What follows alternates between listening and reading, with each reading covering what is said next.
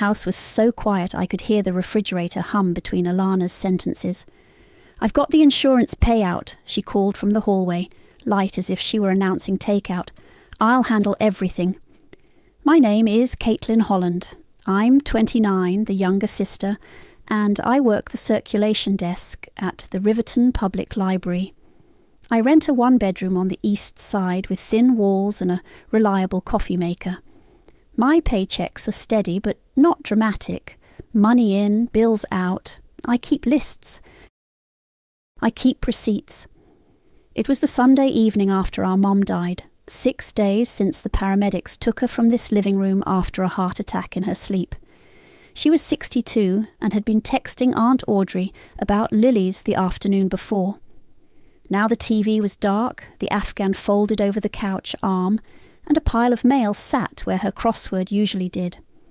Alana, 34, moved through the rooms like a realtor, fast, decisive, narrating as she went.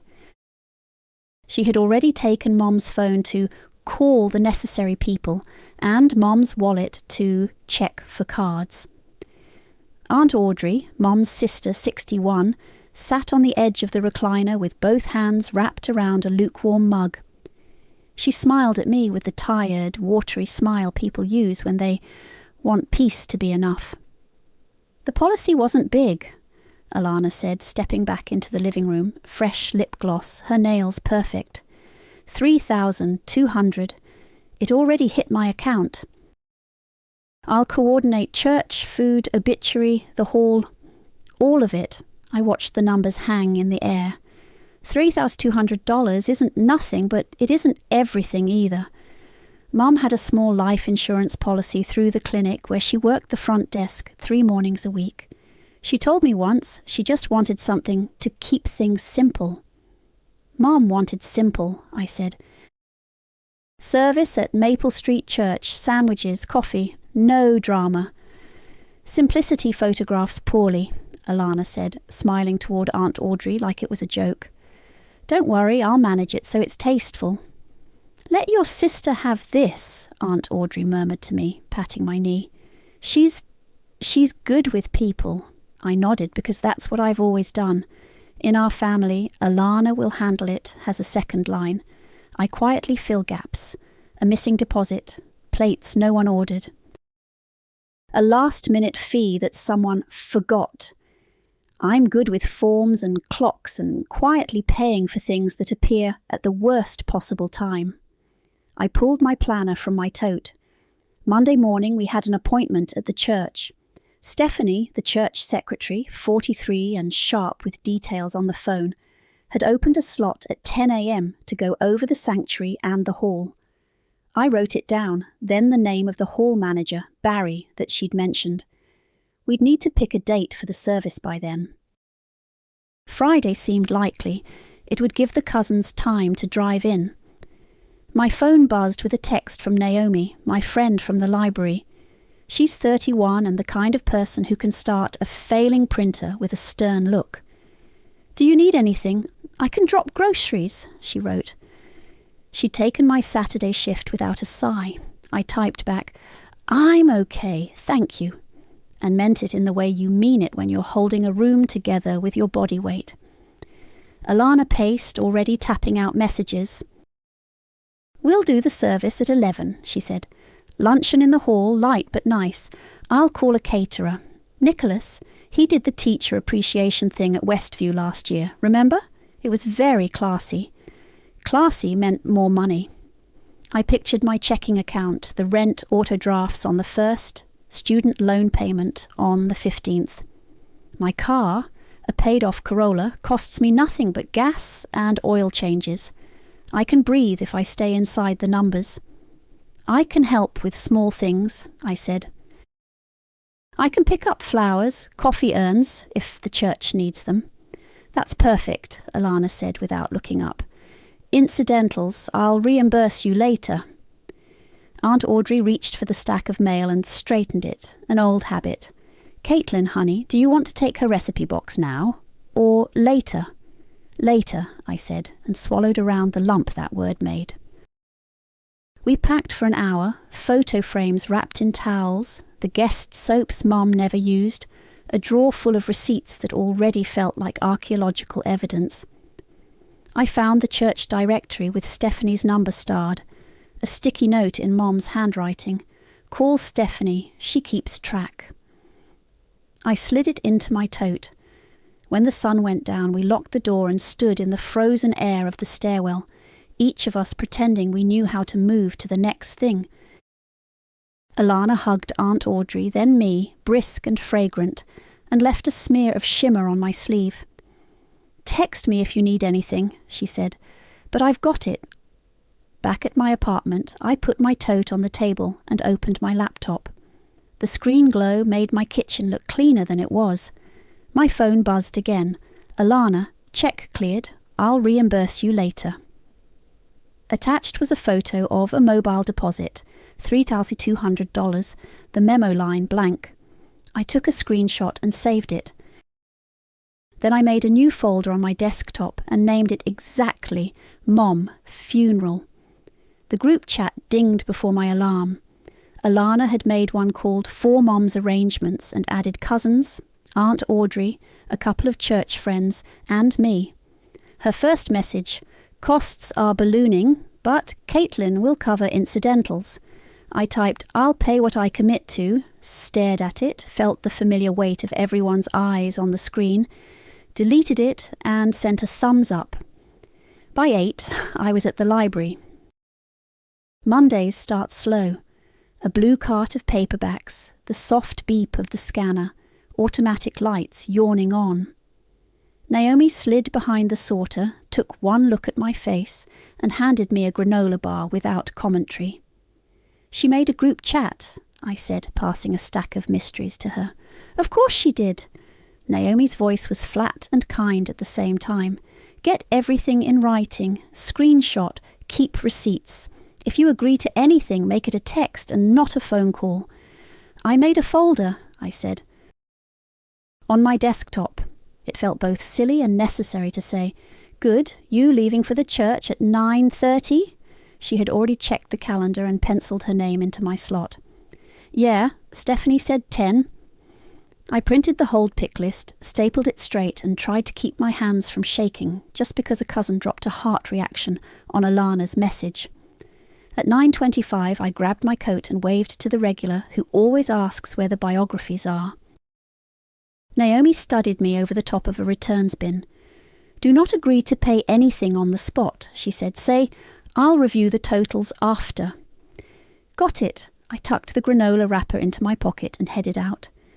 Maple Street Church's office smelled like paper and lemon cleaner. Stephanie met us at the door with a clipboard. She had already typed my mum's name into the form. Seeing it there made my throat go tight in a way the obituary draft hadn't.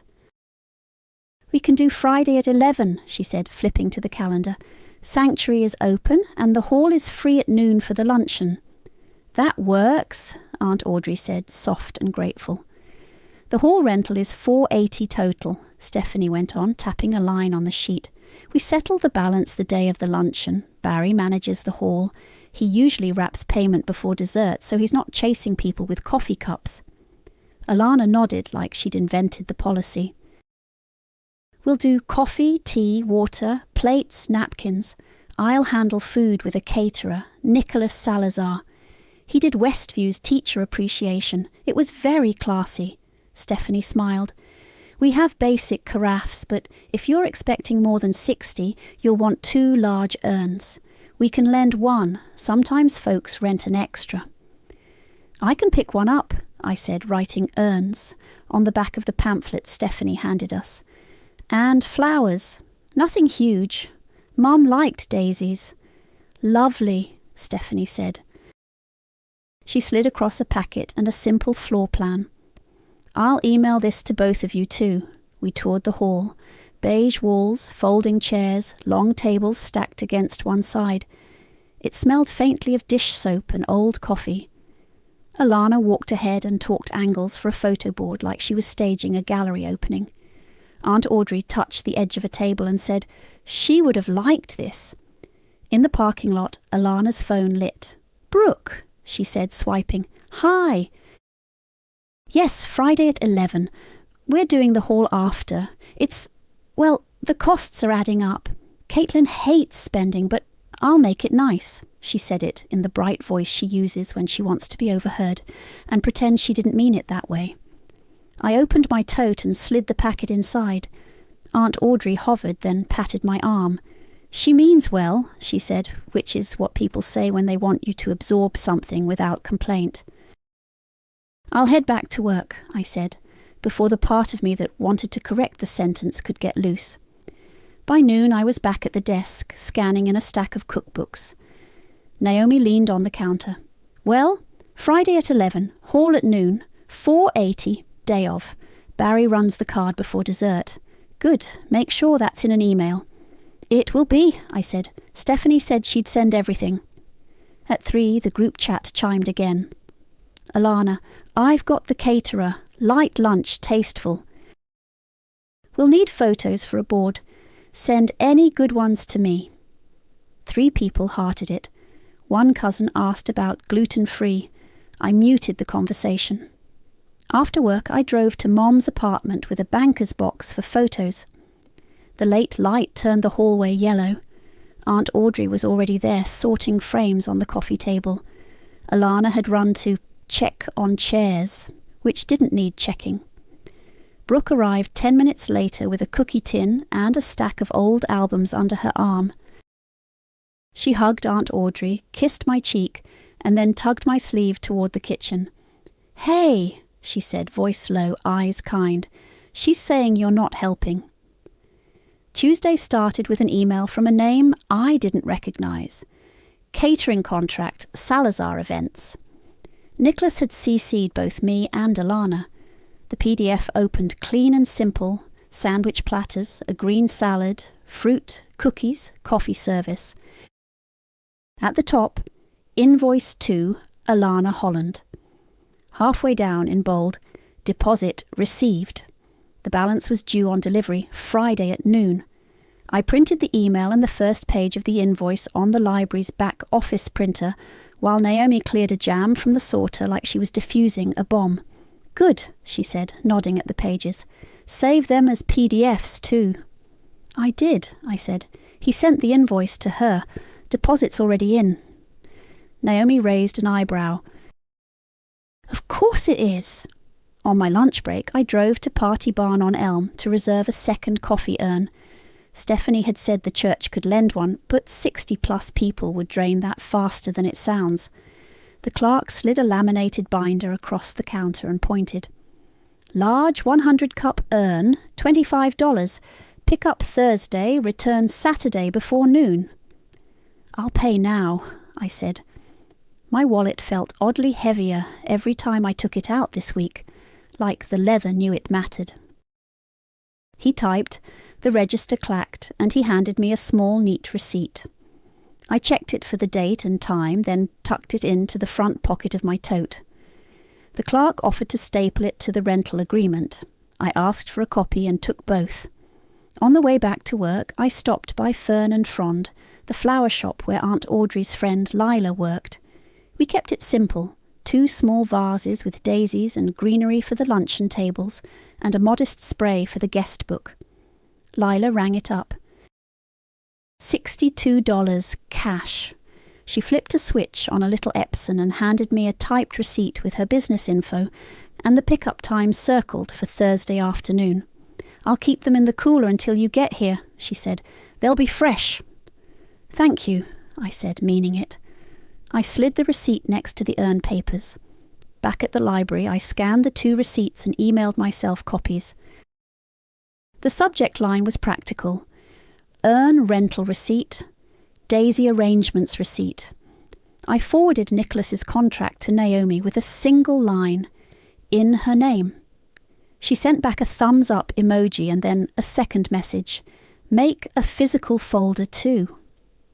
5 minutes later, I had a manila folder from the supply cabinet and wrote Mom, funeral, in pencil across the tab. Wednesday, Stephanie asked us to meet Barry at the hall for a quick layout check. He was waiting at the double doors at 10, a compact man in a sweater with a laminated badge that said Facilities.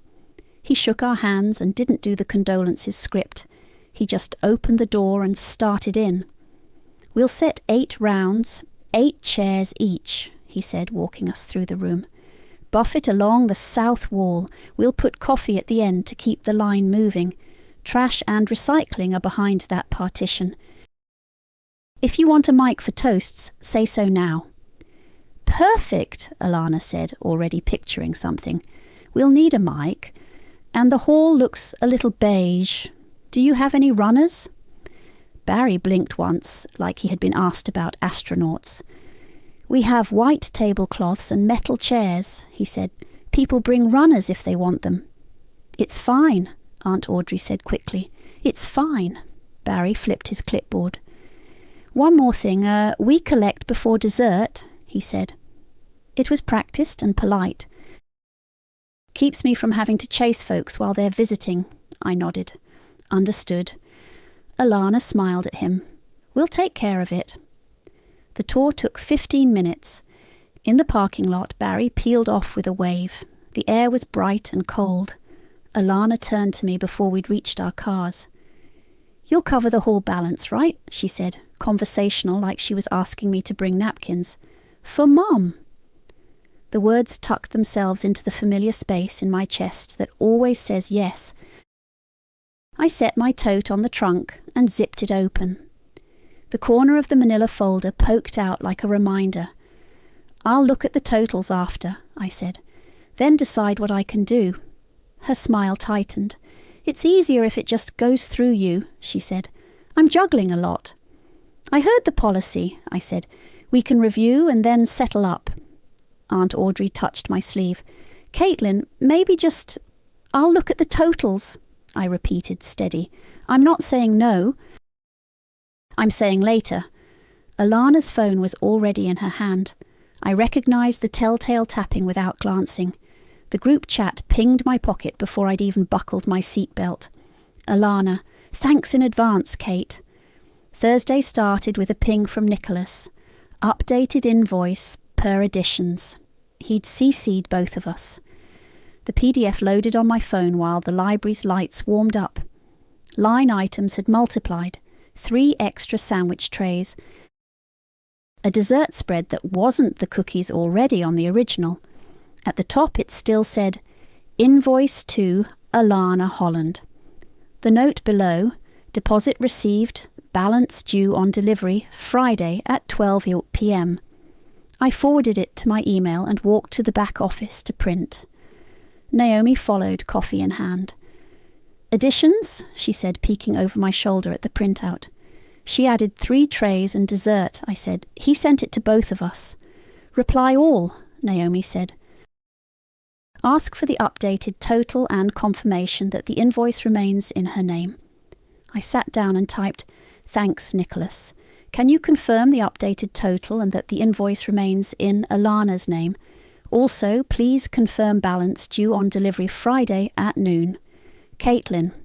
He wrote back in 5 minutes. "Hi both, yes, invoice remains in Alana's name. Updated total attached. Balance due on delivery, as noted. Thanks." He attached a clean PDF with today's date. Alana replied 2 minutes later, "Don't start drama, just be generous." I stared at the sentence until Naomi tapped the edge of my printout with a pen. "Print that email chain," she said. "File it." I did. The manila folder was starting to look like homework I wanted to turn in on time. At lunch, I drove to Mom's apartment to work on the photo board with Aunt Audrey. She had already spread out a blanket on the floor and laid pictures on it. Mom in her uniform polo at the clinic picnic.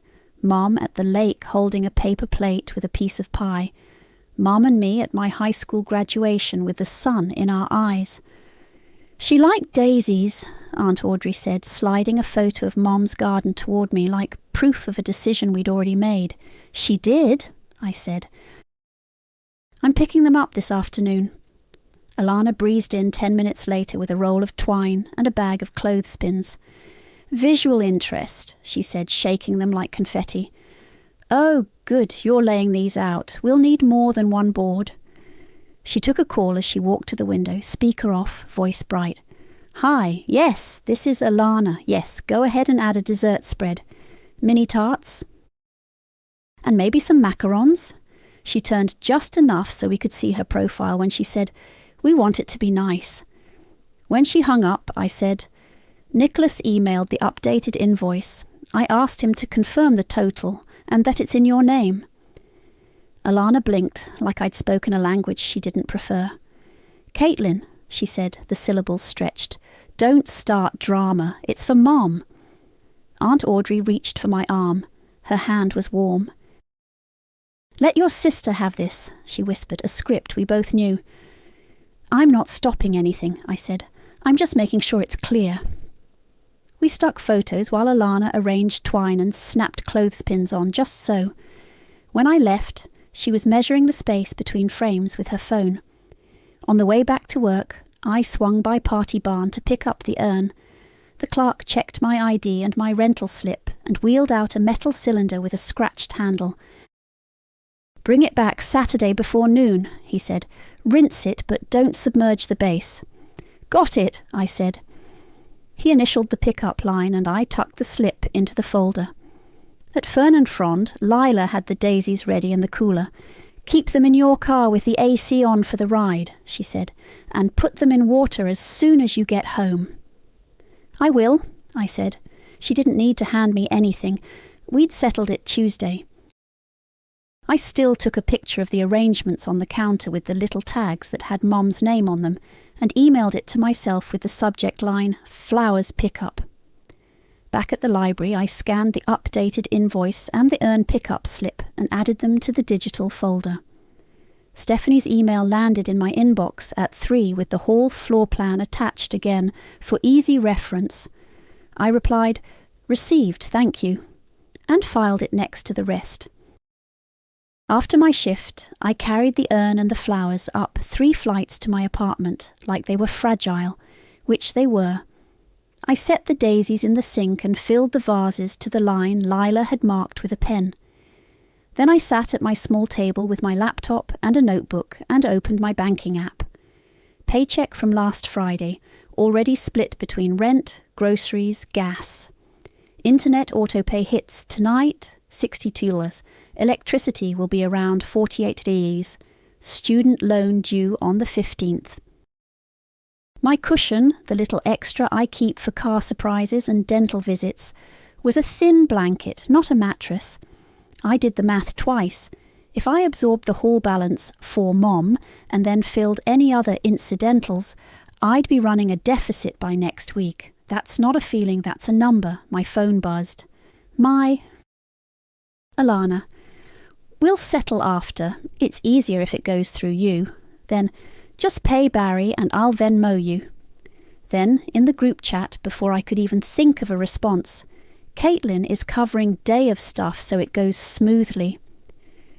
I set the phone face down. The daisies made the kitchen smell like green stems and cold water. I opened the folder, slid in the printed email chain, and wrote a neat note on a sticky. Updated invoice 2, caterer in Alana's name, balance due on delivery. The phone buzzed again and again, a small mechanical insistence. I didn't answer. Friday started grey and cold. I loaded the photo board, the daisies, and the rented coffee urn into my trunk before 9 and drove to Maple Street. The sanctuary felt the same way it always had, polished wood, soft carpet, light drifting through the high windows. Stephanie met us at the door with a stack of programs. She had printed Mom's name in a simple font, a small daisy beside the dates. "We'll keep it simple," she said, and squeezed my shoulder once. "Barry has the hall ready." We set the photo board on an easel in the narthex. Aunt Audrey lined up the vases of daisies on a side table. Alana float-walked, placing candles and pointing at where to put the guest book. She handed me the extra urn without making eye contact. I took it to the hall kitchen, met a volunteer who showed me which outlet didn't trip, and started the coffee. People came in with quiet voices and heavy coats. The service at 11 was short and kind. Pastor Laura read a psalm.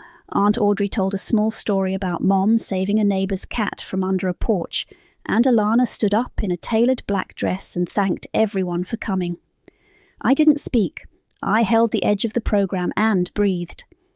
At noon we moved to the hall. It smelled like coffee and potato salad and hand soap. Barry had set 8 round tables with white cloths, 8 chairs each, just like he said he would. Nicholas and his crew were already there with trays under silver lids, sandwiches, fruit, a bowl of potato salad sweating under wrap, a green salad, plates of small tarts I hadn't ordered. He caught my eye and nodded once, a professional acknowledgement that said, "I've got my part." I put my tote under the dessert table where I could reach it. The manila folder was in there with the receipts and printouts, the little stack of proof that made my back feel straighter. "Do you want water pitchers on each table?" one of the volunteers asked me. "Yes, please," I said. "I can help." I carried 2 pitchers at a time, making rounds. Cousins started a line at the buffet, forks clinked. People laughed softly in that careful way people laugh after a funeral. Stephanie came through with a box of creamers and smiled at me like we were on the same team. Which we were. While I was refilling a pitcher at the kitchen sink, I heard Alana's voice get brighter by a notch. She had cornered Barry near the doorway within easy earshot of 2 cousins stacking plates.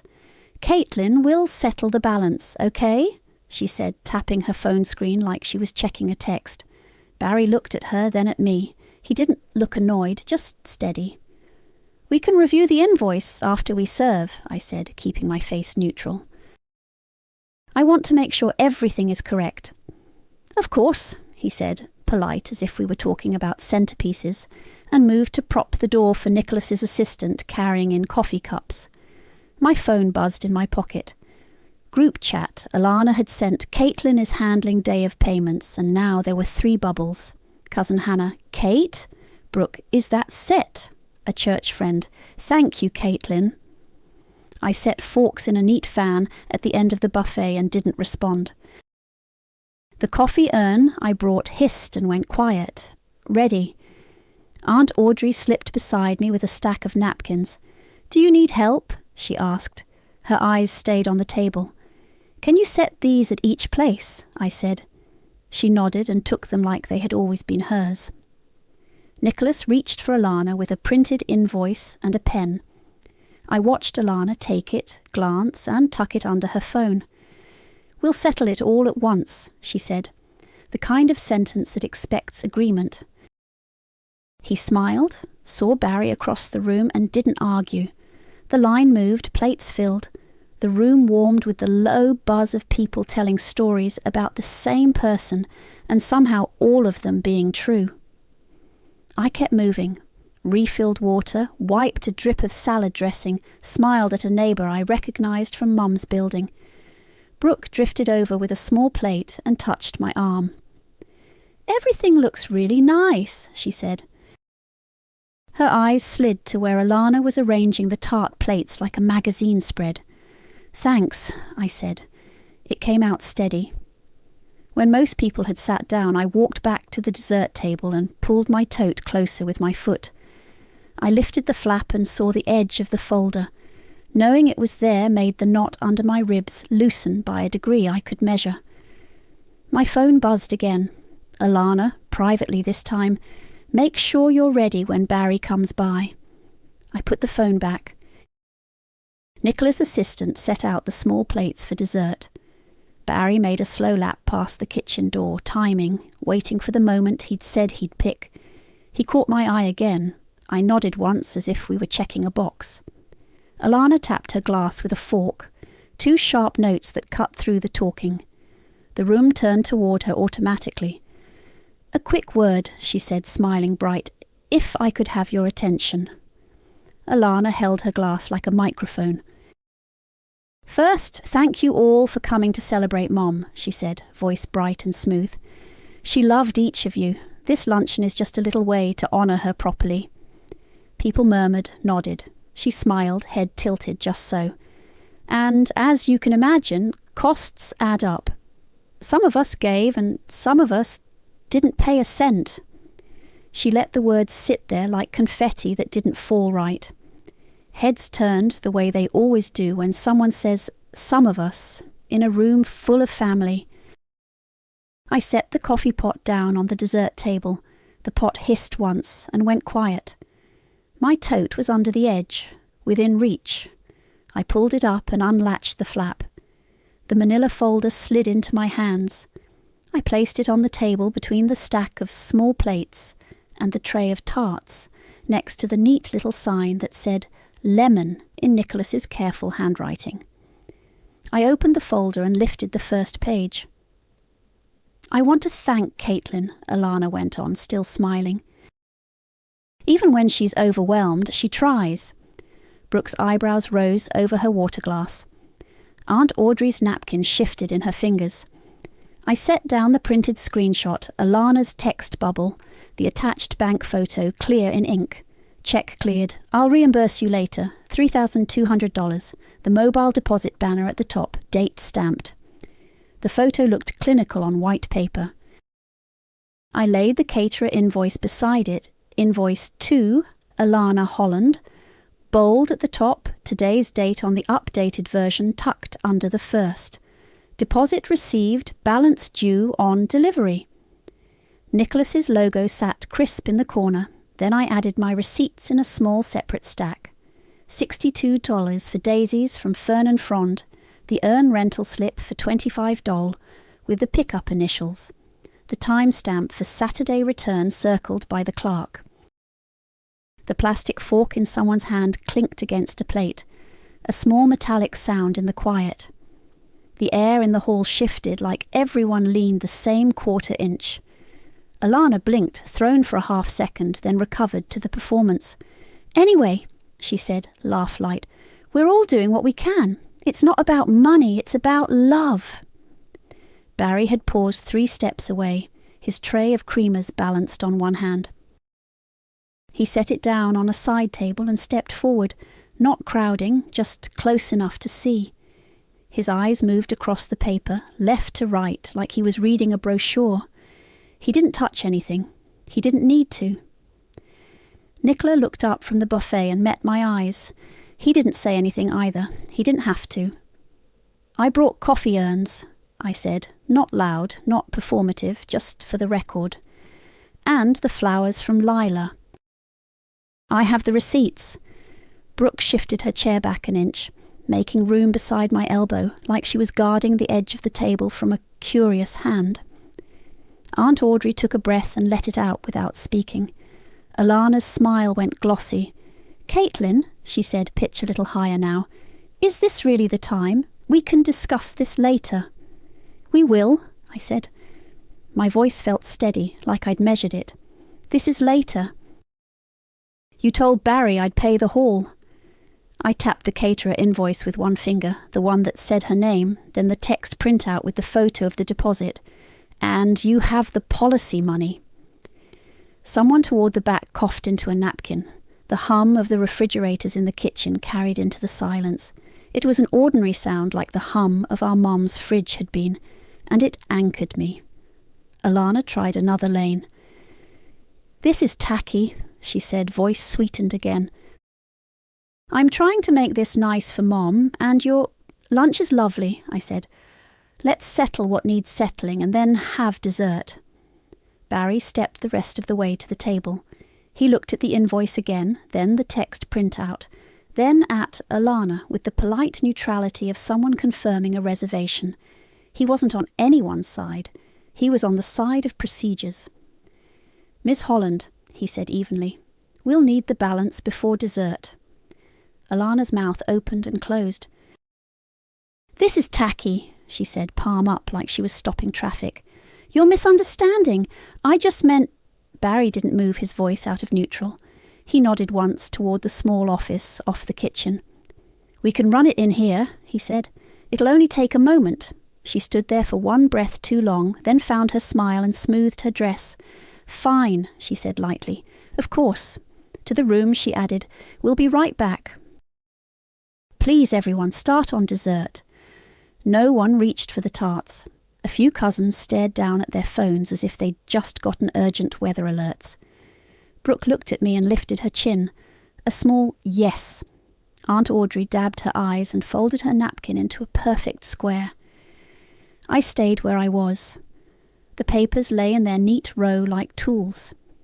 Barry held the door for Alana with a courtesy that didn't bend, and they disappeared into the office. Through the thin wall I heard the faint beeps of a card reader and the scrape of a chair. 480, I thought, the number already stamped on the page in Stephanie's packet.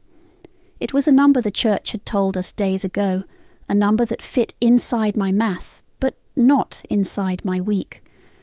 Nicholas drifted closer, not intruding, just orbiting. He glanced at the invoice with his logo, then at my face. "We'll settle mine with her after," he said quietly. "No rush." "Thank you," I said. He nodded and backed away, lifting the lids on the dessert trays like a stagehand keeping the show moving. The office door opened. Alana came out with colour high on her cheeks and a smile that didn't show up in her eyes. Barry tucked a small receipt into a clipboard and returned to his calm circuit of the room. "It's handled," Alana announced. "Please let's enjoy dessert." She said, "enjoy," the way people on cooking shows do, bright and clipped. The shift was visible. People reached for plates. Conversations restarted with the soft clatter of forks finding china. Brooke slid a plate of lemon tarts onto the table near me and leaned in. "You did fine," she said, "only for me." I poured myself half a cup of coffee and took a sip. It was too strong, the way hall coffee always is. The knot between my ribs loosened another notch. I stacked the papers, straightened them, and slid them back into the folder. I didn't need them to be proof the way I had 5 minutes ago. They were just papers again. Aunt Audrey came over, her hand hovering near my arm. "Caitlin," she said, voice soft, apology threading through it. "I'm proud of you for keeping track." "Thanks," I said. She squeezed my elbow, the closest she'd ever get to a cheer. Alana waited until I'd turned to set down my cup. "Could you not make scenes?" she said under her breath, all sugar gone. "You embarrassed me." I looked at her. She was 2 feet away and still performing for an audience that had already moved on to fruit salad. "From now on, everything between us is in writing," I said, calm and steady. "And I won't be your wallet." She blinked hard. "I never asked you to be—" "You did," I said, "repeatedly, in texts." I didn't raise my voice. "It's done." She stared at me like I'd started speaking in static. Then she laughed, brittle. "You're unbelievable." Brooke materialised at my shoulder and handed me a napkin like a prop. "Do you want me to box up some tarts for Aunt Audrey?" she asked, normal as weather. "Yes, please," I said. I finished my coffee, hugged Aunt Audrey, hugged Brooke longer than a cousin hug, and thanked Stephanie for the programmes. Stephanie squeezed my hand and said, "You kept everything tidy. Thank you." On my way out, Barry crossed my path, the clipboard under his arm. "We're all set," he said. It wasn't praise, it was confirmation. "Thank you," I said. At the door, Nicholas caught Alana with his invoice and a portable reader. He spoke low. She glanced at me, then away, and followed him to a quiet corner. Outside, the January air cut clean through my dress and jacket. I carried the manila folder against my side and the empty coffee urn by its handle. The sky was the flat white it gets before a snow that never quite arrives. I loaded the trunk, sat in the driver's seat and pulled out my phone.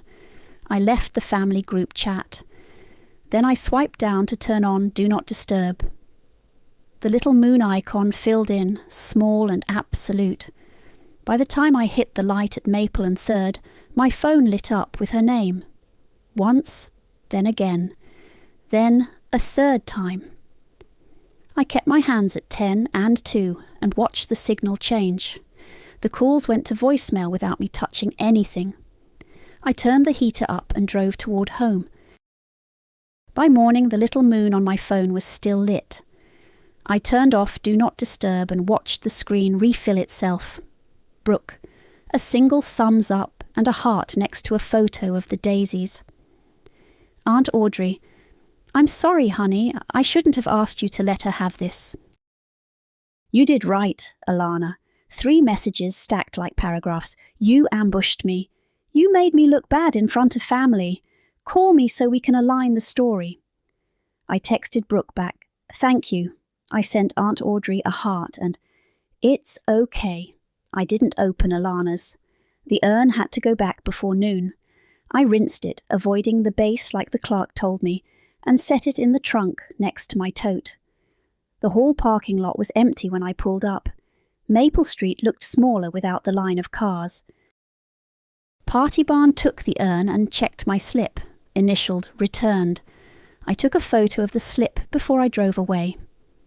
Back at my apartment, Naomi knocked with a bag of everything bagels and a sleeve of cream cheese. She didn't hug me. She put the bag on my counter and turned on my electric kettle like she'd been here 100 times. Let's scan, she said, already pulling the manila folder toward her. Then you can nap or watch 3 hours of a British baking show. We sat at my table, phones charging between coffee cups. I fed the receipts and printouts through my little scanner. Daisy's, urn rental, the updated caterer invoice, the check-cleared text she'd sent, the haul sheet with the 480 typed in. Naomi created a folder in my drive and named it Mom Funeral. She added a subfolder called Receipts and another called Emails, like it was a kit. Template, she said, and opened a blank spreadsheet. Columns appeared. Date, item, payer, amount, pre-approved YN, due date, notes. She shared it to my email and then hers. We'll set it to view only unless agreed, she said. You send the link any time someone tries to invent an invoice at you. I opened my messages to Alana and typed slowly, Per yesterday, please keep all requests and agreements in writing. Going forward, I won't commit to any expenses without pre-approval in writing. Attached are the receipts for items I covered for the luncheon, flowers $62 and urn rental $25, for a total of $87. Please mail a check or money order to my address. I attached the scans and the template link and hit send. My hands didn't shake. Barry's email came at 12:41. Balance paid, the subject read. Receipt attached for hall rental 1, hey. He'd CC'd Stephanie. A minute later, Stephanie wrote back, Thank you, Caitlin, for keeping the paperwork tidy. It made today easier, I answered. Of course, and meant it in the way that of course can mean boundary. I ate a bagel even though I wasn't hungry. Naomi took the extra cream cheese home and left me with a stack of clean plates and a quiet kitchen. Text me if you need me to be stern at anyone, she said from the doorway. Sunday I ignored my phone until night.